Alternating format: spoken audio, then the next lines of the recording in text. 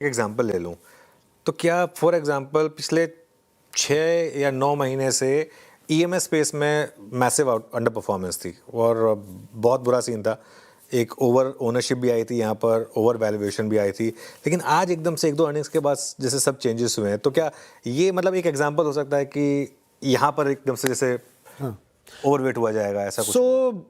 देखिए monthly rebalancing है, हाँ। तो थोड़ा लैग से तो होगा। ओके। लेकिन जैसा कि मैंने कहा कि मेजॉरिटी सेक्टर लेवल पे जब हम एनालिसिस करें तो मेजॉरिटी चीजें monthly and longer time frames पे हो रही हैं। मंथ एंड पे डिसाइड होगा ये। तो मंथ एंड पे वो कुछ चेंजेस होने स्टार्ट हो जाएंगे। बीच में कोई बड़ी न्यूज आ जाए तब भी आप उसको तवज्जो नहीं देंगे, मंथ एंड में करेंगे? वो सिर्फ तब फंड मैनेजर्स और मेरे को इंडिपेंडेंस है, and obviously as a group we have to decide.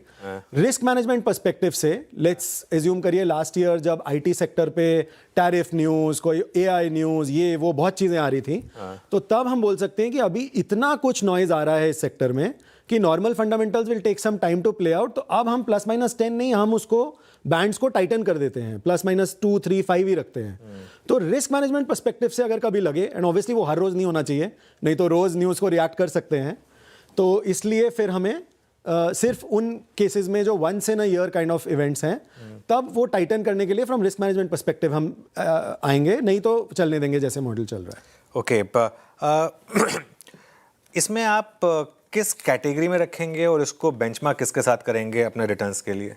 ये थेमैटिक में आएगा और निफ्टी 500 बेंचमार्क है जो सेबी डिफाइंड है लार्जली। सो निफ्टी 500 वाले स्टॉक्स रहेंगे और सेक्टर्स जैसा कि मैंने कहा कि अल्फा स्कोर्स और जो ओवरऑल एनालिसिस है, सॉर्ट ऑफ अल्फा स्कोर्स आप समझिए रिलेटिव रिटर्न एक्सपेक्टेशन हो गया एक सेक्टर का दूसरे सेक्टर से, तो उसके बेसिस पे मेरा सेक्टर लेवल, वो जो 25 सेक्टर्स मैंने बोले, उस लेवल पे ओवरवेट अंडरवेट डिसाइड होगा। और फिर उन सेक्टर्स में जितने स्टॉक्स हैं उनमें फ्री फ्लोट मार्केट कैप के रेशियो में इन्वेस्ट हो जाएगा। So which is why I am saying कि ये प्योर सेक्टोरल अल्फा पे फोकस। तो ये 500 स्टॉक्स में से चुनेंगे आप? हाँ जी। वो उसके आउटसाइड नहीं जाएंगे? नहीं। और अगर उसके आउटसाइड कोई अपॉर्चुनिटी दिखे तो फिर नहीं कर सकते? नहीं। अच्छा, चलिए ठीक है।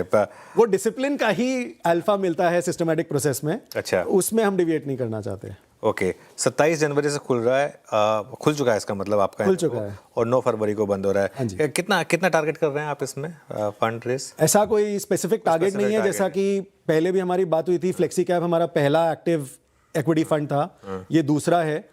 आई थिंक और 1-2 लॉन्चेस हो जाएंगे एक्टिव एक्विटी फंड्स के, तो बिकॉज हमारा डायरेक्ट और डिजिटल फोकस है ऑन द सेल साइड, तो उसका इम्पैक्ट और क्लियरर हो जाएगा। क्योंकि पहले फंड में बेटर हुआ, पुअरर हुआ, फर्स्ट टाइम लॉन्च की वजह से हुआ या नहीं हुआ, वो हमें क्लैरिटी ऑब्वियसली आएगी जैसे कि कुछ और फंड लॉन्चेस होंगे, तो फिर हम और क्लियरली टारगेट्स डिफाइन कर पाएंगे। अभी के लिए फोकस इज फुल्ली कि जो भी डिजिटल चैनल्स के थ्रू डायरेक्टली और डिजिटल फिनटेक पार्टनर्स के थ्रू हम करते हैं लार्जली फोकस, वो सब स्मूथली हो।